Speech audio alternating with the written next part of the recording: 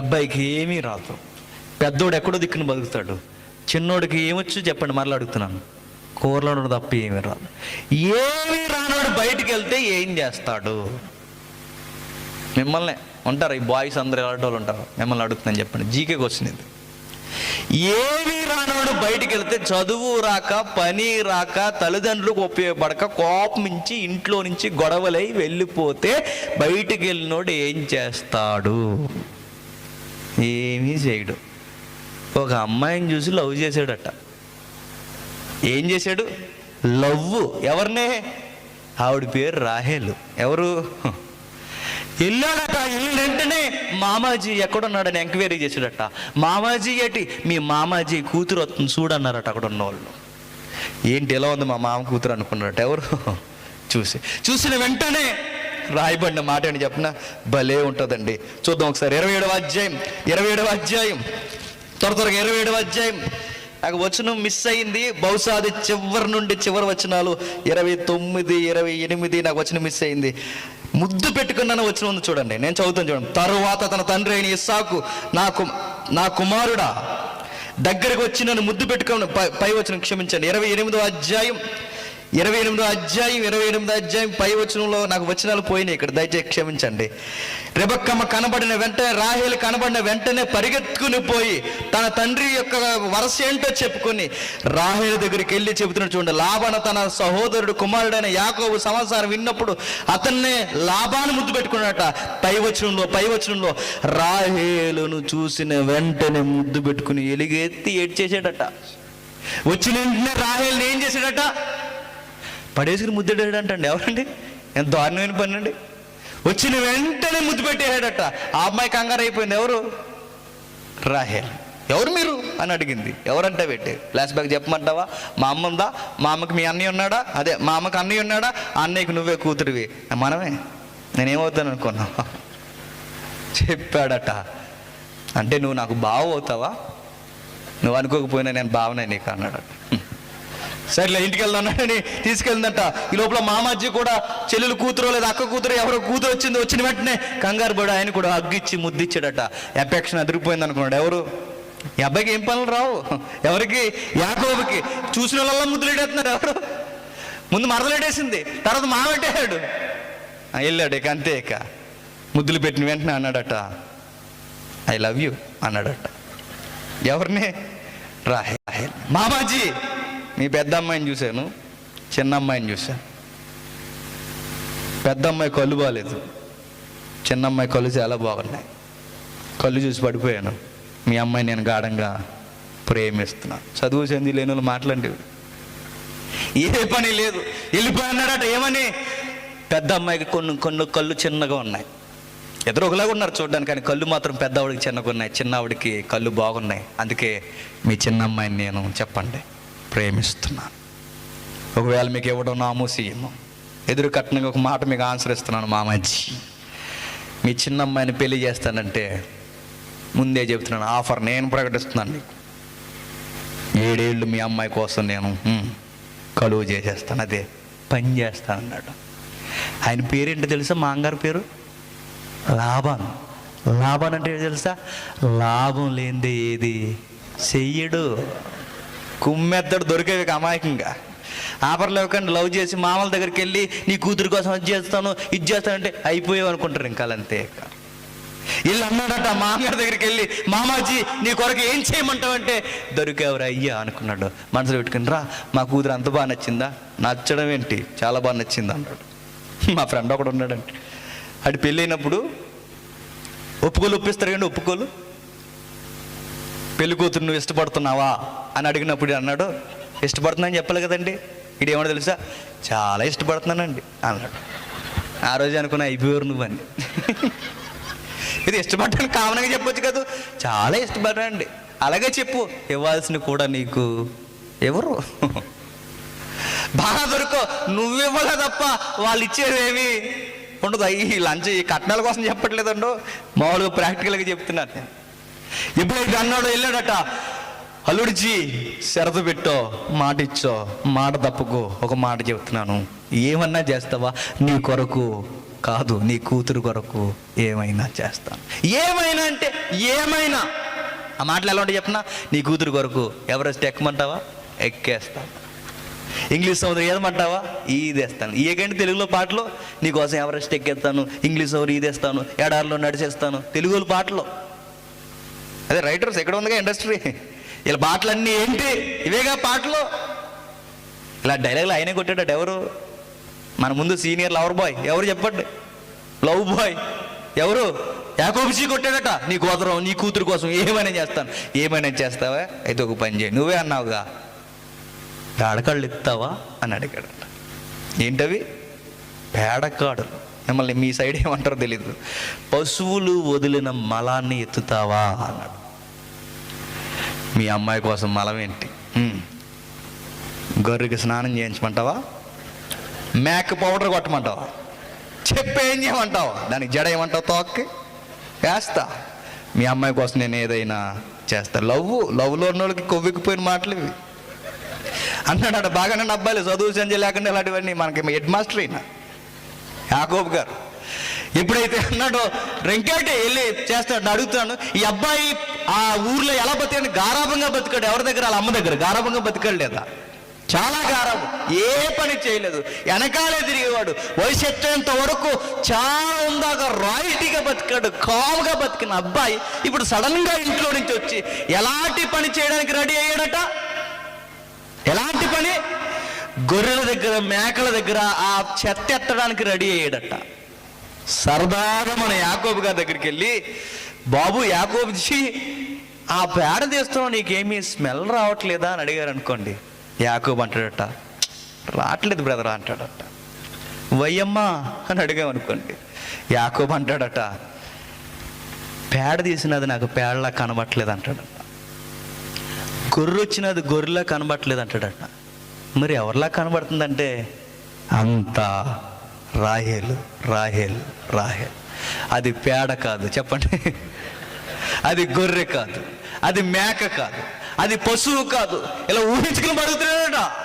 ఇలా డైలాగులు ఉంటాయండి. మీ కళ్ళుతో కాదు, చెప్పండి, నా కళ్ళుతో చూడండి. మన కళ్ళు కాదు, మరి మన కళ్ళు కాదు. వీళ్ళు చెప్పే డైలాగులు, మరి ఆ పిల్ల ఏం నచ్చిందిరా అంటే ఇటు చెప్పే డైలాగ్ ఏంటి చెప్పినా, మీ కళ్ళుతో కాదు, చెప్పండి, మా కళ్ళుతో చూడండి.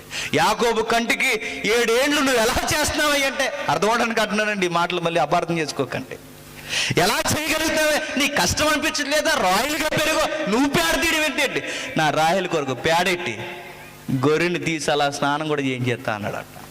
ఏమైనా చేస్తాను, అంత రాహేల్ కొరకు నా లైఫ్ని రిస్క్లో పెడతాను, తన కొరకు నేను చెప్పండి ప్రాణాలు ఇచ్చేస్తాను అంటాడట. ఇలాగే డైలాగ్ కొడతారండి. పెళ్ళికి ముందు ఏమంటారు చెప్పినా, నీకోసమే నేను పుట్టాను, నువ్వు లేకపోతే నేను ఉండలేను, నీకోసమే నేను పుట్టాను, నీకోసం నేను ఏదైనా చేస్తాను, నీకోసమే, నువ్వు ఉంటే నేను ఉంటా, నువ్వు ఉంటే నేను ఉంటా అంటాడు. ఒకరోజు పెళ్ళి అయిన తర్వాత అంటాడు, ఇంట్లో నువ్వైనా ఉండాలి, నేనైనా ఉండాలి, తెలుసుకో అంటాడు. ఇది వచ్చింది ఎవరికైనా తెలుసా, యాకోబుకి. పెళ్ళికి ముందు మొదటి ఎపిసోడ్ ఎలా ఉంటా చెప్పినా, అమ్మాయి అమ్మాయి అమ్మాయి అమ్మాయిని తిరుగుతాడు. పెళ్ళి అయ్యే వరకు మామ దగ్గర కుప్పుకంతులు అవి చేసి ఇవి చేసి మొత్తం మీద మామ దగ్గరకు వచ్చి అన్నాడు, మామాజీ మీకు విషయం చెప్పాలి, ఇదిగో 7 ఏండ్లు కలువ అయిపోయింది, ఏం చేయమంటావు, ముహూర్తం పెట్టండి త్వరగా అన్నాడట. అల్లుడు నీ డెడికేషన్ నచ్చింది నాకు అన్నాడు. ఎవరు, లాభం. ఆయన లాభం అంటే ఏంటి తెలుసా చెప్పండి, లాభం లేకుండా ఏది చేయడు, నచ్చింది, కమిట్మెంట్ బాగుంది. అల్లుడు నీ పెళ్ళికి నేను ఆల్రెడీ ముహూర్తాలు సెట్ చేసేసాను. అవునా మామాజీ, నాకన్నా స్పీడ్గా ఉన్నారు అందటి అన్నాడు. చాలా స్పీడ్గా ఉన్నారు. ఒక విషయం గుర్తుపెట్టుకో మా అల్లుడిజీ, నీ పెళ్ళి లైఫ్లో గుర్తుండిపోదు నీకు అన్నాడట. ఏ మామాజీ అంటే, నేను ఇచ్చే కిక్ ఎలా ఉంటుంది చూడు అన్నాడట. ఏం కిక్ ఎత్తున్నావు తర్వాత మాట్లాడుకుందాం, కానీ నీ పెళ్ళి అదిరిపోద్ది. ఎందుకు చెప్తున్నా, అందరూ డే ల్యాంపుల్లో పెళ్ళిళ్ళు చేసుకుంటారు, అందరూ డేలో పెళ్ళి చేసుకుంటారు. నీ మ్యారేజ్ నైట్ మ్యారేజ్, చీకట్లో పెళ్ళి. ఏమంటావు అన్నాడు. ఎవడన్నా ఒప్పుకుంటాడండి ఇలాంటి పెళ్ళి, చీకట్లో పెళ్ళి. ఈ అబ్బాయికి రాహేల్ పిచ్చి బాగా ఎక్కేసి చీకట్లో పెళ్ళి అంటూ ఉన్నాడట. ఎవరు, చీకట్లో పెళ్ళంటే మీ అమ్మాయిని చీకట్లేడు, సముద్రంలో చేసుకుని చేసుకుంటా అంటాడు. ఎవరు, నడి సముద్రంలో ఈతరా పని మారలేదు, చేసుకుంటాను అంటాడట. మొత్తం మీద గుర్తుపెట్టుకోండి, చీకట్లో పెళ్ళి అంటూ అన్నాడట. కానీ విషయం ఏంటి చెప్పిన, రాత్రే ప్రపంచంలో చీకట్లో పెళ్లి చేసుకున్న ఒకే ఒక్కడు ఎవరైనా ఉన్నారంటే గిన్నీస్ రికార్డు చెప్పండి. యాకోబు చీకట్లో పెళ్ళి అయిపోయిందట. తెల్లారింది, లేయమ్మ అలా నడిచి వెళుతుంది. వదిన గారు రాత్రి నుంచి రాహేలు కనబడలేదు. రాహేల్ ఎక్కడుంది వదిన గారు అన్న, హలో మాస్టర్, వదినా నహే. వదిన అంటావేంటి? వదిన కాదు. అదేంటి వదిన గారు? అయ్యో వదిన అంటావు? వదిన కాదు. చెప్పండి, నీ వైఫా? నాకు నైఫ్లో గుచ్చుకుంటుంది చెప్పండి. వైఫ్ అంటారేంటి వదినాజీ? అలా మాట్లాడకండి అన్నాడు. నువ్వు అలాగన్నా అనకపోయినా నీకు విషయం ఫ్లాష్ బ్యాక్ తెలియాలి. రాత్రి నువ్వు పెళ్లి చేసుకున్నది ఎవరినో తెలుసా? ఎవరిని? మా చెల్లిని కాదు, నన్ను. అప్పుడు అర్థమైంది, నేనే మోసగాడిని అనుకున్నాను. మా మామ ఈడు మోసగాళ్ళకే మోసగాడు. సరైన మామ వచ్చాడు అనుకున్నాడు. ఎవరు? గుర్తెట్టుకోండి అబ్బాయిలు, మీరు సరిగ్గా లేరు. నీకు జమ చేసేవాళ్ళని దేవుడు చెప్పండి వేస్తాడు ఖచ్చితంగా.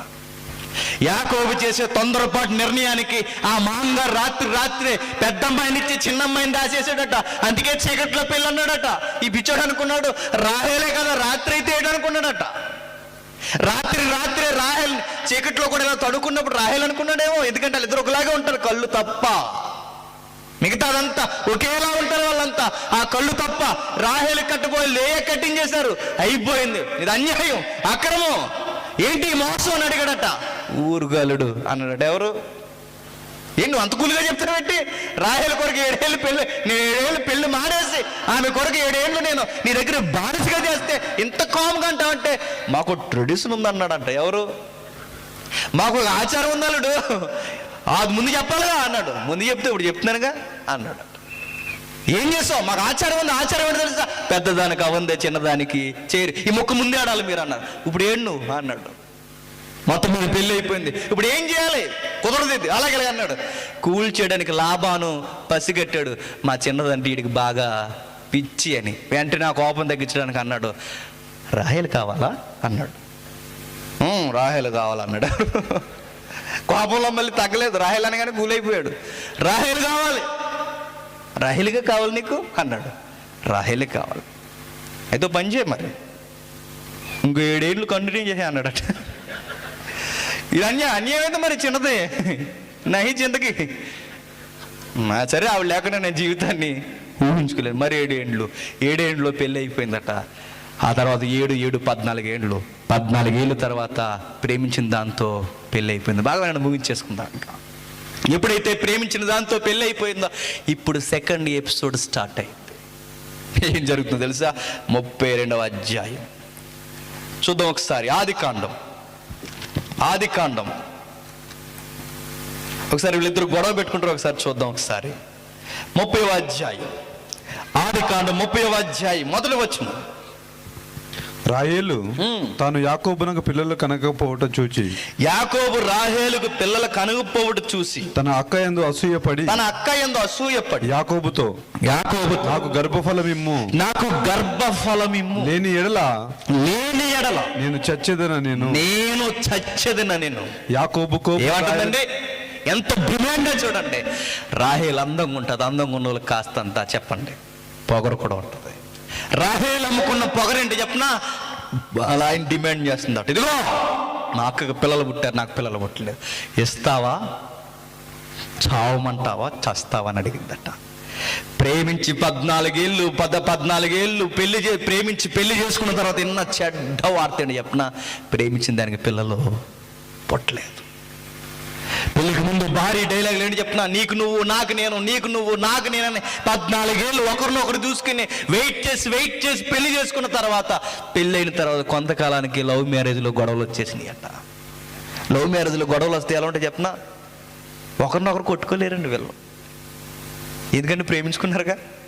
వీళ్ళు ఒకరినొకరు కొట్టలేక ఇంట్లో ఉన్న టీవీని, ఫ్రిడ్జ్ని, వస్తువుల్ని వాటిని పడగొట్టేస్తారు కింద. చూసారా? మీరు వాళ్ళ ఇంటికి వెళ్ళండి ఈసారి వెళ్ళినప్పుడు. ఉండే వస్తువులు ఉండే దగ్గర ఉండే. ఎందుకు? ఇవి నేమనలేక ఇలా ఊగిపోయి వెళ్ళి గోడ గుద్దేసుకోవడం, ఏమనలేక టీవీని గుద్దాడు. ఈ బానిసలు, భారీ బానిసలు. ఏమీ అనలేక ఆ అమ్మాయిని అన్నాడట. అమ్మాయి అంటుంది, నేను చచ్చిపోతాను. పిచ్చి, నువ్వు చచ్చిపోవడం ఏంటి? నువ్వేమనుకుంటున్నావు? పిల్లల్ని ఇవ్వకపోతే చచ్చిపో. పిల్లల్ని ఎవరిస్తారు? పెద్ద జీక కోసం మరలా ఎవరిస్తారు పిల్లల్ని? దేవుడు ఇస్తాడు. దేవుడు పిల్లల్ని ఇస్తాడు అన్నప్పుడు నేనేమో దేవుడినా అని అడిగాను. గొడవ వచ్చి జరిగి దెబ్బకి ఎవరు గుర్తొచ్చారు? బావుగారికి ఇన్ని రోజులు ఎవరు గుర్తులేరు? దేవుడు గుర్తులేరు. దెబ్బకి ఎవరు గుర్తొచ్చారు? దేవుడు గుర్తుపెట్టుకోండి. లవ్వు అని తిరిగాడు, కొవ్వు కరిగిపోయడానికి మీకు గుర్తొచ్చేది ఎవరు చెప్పిన? దెబ్బకు దేవుడు గుర్తొస్తాడు. ఆ రోజు ఇలాంటి సబెట్టి వద్దురా అని మాకు చెప్పారు, మా బుర్రకి ఎక్కలేదు, ఇదిగో కాదని ఈ రోజు మేము చేసుకున్నాం, ఈ రోజు ఇలా ఉందని ఒక రోజు మీకు ఎవరు గుర్తొస్తారు చెప్పిన? ఇలాంటివి చేస్తే దేవుడు గుర్తొస్తాడు. యాకోబుకు దెబ్బ గుర్తొచ్చాడట. దేవుడు వెంటనే గుర్తొచ్చి, నేను దేవునికి ప్రతినిధిగా ఉన్నానా అని. గొడవలు అయిపోయినాయి, జీవితం చిందరవందరైపోయింది, చిదిగిపోయింది, ఇక జీవితంలో కుదరలేదు. ఇప్పటివరకు జాయ్ఫుల్ లైఫ్ గడిపిన యాకోబు గొడవలు స్టార్ట్ అయినాయి, వ్యసనాలు స్టార్ట్ అయినాయి, కోపాలు స్టార్ట్ అయినాయి, తాపాలు స్టార్ట్ అయినాయి, ఒకరి మీద ఒకరు ఎత్తుగడలు స్టార్ట్ అయినాయి, అసూయలు స్టార్ట్ అయినాయి, ఒకరినొకరు నిందించుకోవడం స్టార్ట్ అయింది, ఒకరినొకరు ద్వేషించుకోవడం స్టార్ట్ అయింది. సుఖంగా ఉన్న కుటుంబంలో చెప్పండి కష్టాలు స్టార్ట్ అయిపోయాయి. యాకోబు ఏడ్ చేసాడు ఒకరోజు, జీవితం సుఖంగా బతికేవాడిని, 25 ఏళ్ల క్రితం నా జీవితం వేరు, ఇప్పుడు నా జీవితం వేరు. పేరుకి 2 భార్యలు ఉన్నారు, 12 మంది కొడుకులు ఉన్నారు, దాసులు ఉన్నారు, దాసిరాండ్లు ఉన్నారు, మందుంది, మాల్బలం ఉంది, కానీ జీవితానికి సుఖం లేదు. అబద్ధాలాడి అడ్డంగా ఎదిగిపోదాం అనుకున్నాను, నేనే ఎదుటి వారి చేతుల్లో చిత్తు అయిపోయాను.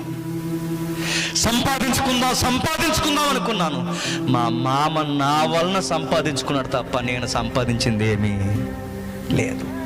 బైబిల్లో బాధపడిన మాట అని చెప్పిన, ఎండకు ఎండిపోయాను, వానకు తడిచిపోయాను, చలికి వణికిపోయాను, నా జీవితం వస్త్రాలు మారడమే కాదు, నా జీవితాన్ని మాసిన వస్త్రంలా మారిపోయింది. జీవితంలో సుఖం లేదు. గారాబంగా పెరిగాను, అబద్ధాలు ఆడటం నేర్చుకున్నాను, మోసం చేయడం నేర్చుకున్నాను, ప్రేమించి పెళ్లి చేసుకున్న దాంట్లో సుఖం కూడా లేదు. పిల్లలు పుట్టారు, సంతోషం కూడా లేదు. సొంత మామే మోసం చేస్తున్నాడు, జీవితం నాకు వద్దని సొంత ఊరికి బయలుదేరాడు. 25 ఏళ్ళ తర్వాత ఈ ఊరికి సొంత ఊరికి బయలుదేరుతూ వెళ్తున్నప్పుడు ఒక వార్త పరుగున ముందస్తుగా గ్రహించాడు. ఆ వార్తను చెప్పిన, మీ అన్నయ్య 25 ఏళ్ళ పగను కత్తేసి నూరుతున్నాడని చెప్పారట. మనసుకు గాయం వేసింది. సొంత ఊరు పోదామన్నా అన్న పగేసి కూర్చున్నాడు. మరలా ఒక వార్త వచ్చిందట, మామ తౌరుకు వస్తున్నాడు అని. మీ మామ ఏమో ఆస్తులు పట్టుకెళ్తున్నట్టు మీ మామ వెనక పరిగెట్టుకు వస్తున్నాడు, వెనక మామ వస్తున్నాడు, ఎదురు అన్న వస్తున్నాడు, వెనక ముందు ప్రమాదం పొంచుందట. భార్యలున్నారు, పిల్లలున్నారు, ఆస్తులున్నాయి, మందలున్నాయి, అన్నీ ఉన్నాయి. జీవితానికి తృప్తి లేదు. ఏడ్చేసాడు బోరని. ఎదుకొచ్చింది జీవితం. అందరినీ పంపించేశాడు, వెళ్ళిపోండి, నేను వెనకాల వస్తాను, గుంపులుగా వెళ్ళిపోండి, నేను వస్తానని నది ఒడ్డున ఆగిపోయాడట. నది ఒడ్డున ఆగిపోయి ఏడ్చాడు. హోషేయ 12:4 అంటాడు, మగసిరిగల మగాడు ఏడ్చాడట. మగసిరిగల మగాడు యాకోబు ఏడ్చాడట. ఏమో తెలుసా? దేవా, మోసం చేసి సంపాదించుకోవడం ఆస్తులు అనుకున్నాను, అబద్ధాలు ఆడటం మగతనం అనుకున్నాను, అబద్ధాలు ఆడి ఎదిగిపోవడం తెలివితేటలు అనుకున్నాను. జీవితంలో తినగూడని దెబ్బలు తినేశాను, ఓడిపోయాను, ఎండకి ఎండిపోయాను, జీవితంలో తడిసిపోయాను, జీవితం చిందరవందరైపోయింది. నా వలన మేలులు పొందారు తప్ప నేను ఎవరి వలన మేలులు పొందలేకపోయాను.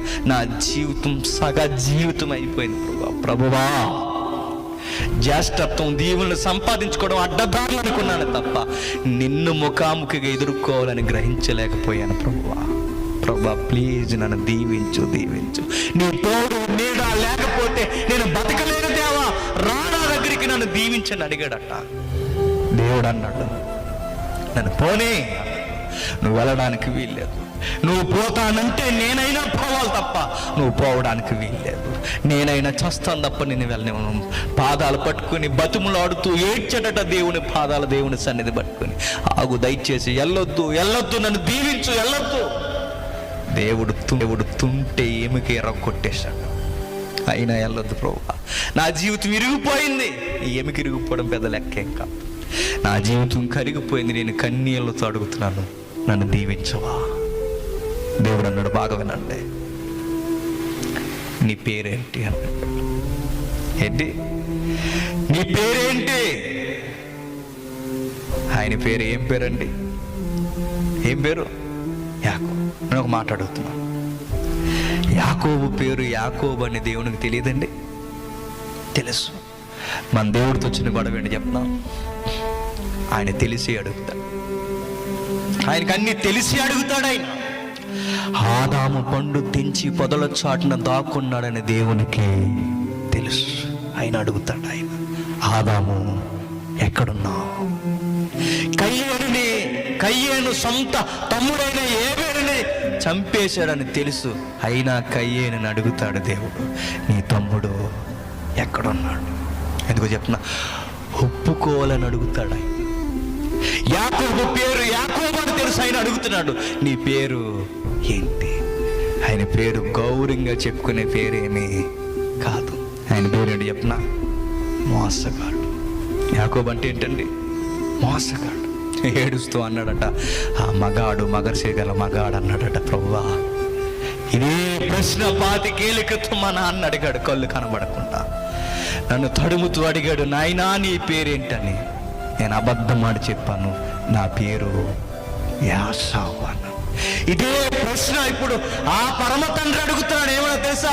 నీ పేరు ఏంటి అని. ఏడుస్తూ అన్నాడు, నేను మోసగాడిని. అవును ప్రభువా, నా పేరు మోసగాడు ప్రభువా, మోసగాడు. నిజమే, మా నాన్న మోసం చేశాను, మా అన్నయ్యను మోసం చేశాను, నా మామను మోసం చెయ్యాలని నేనే మోసపోయాను, పలుమార్లు మోసపోయాను, జీవితంలో దెబ్బలు తినేశాను. నా పేరు మోసగాడు ప్రభువా. దేవుడు సంబరపడిపోయాడు. ఎస్, ఈ మారిన తత్వం నాకు కావాలి. ఎవరన్నారు నిన్ను మోసగాడని? ఈ రోజు నుంచి నీ పేరు మోసగాడు కాదు. నీ పేరు నేను మార్చేస్తున్నా. నీ పేరు మోసగాడు కాదు, నీ పేరు ఇశ్రాయేలు. నీ పేరు ఇశ్రాయేలు మార్చేస్తున్నావు. నువ్వు దేవుడు కుమారుడు. ఎవడు నిన్ను మోసగాడని? నువ్వు ఇశ్రాయేలు.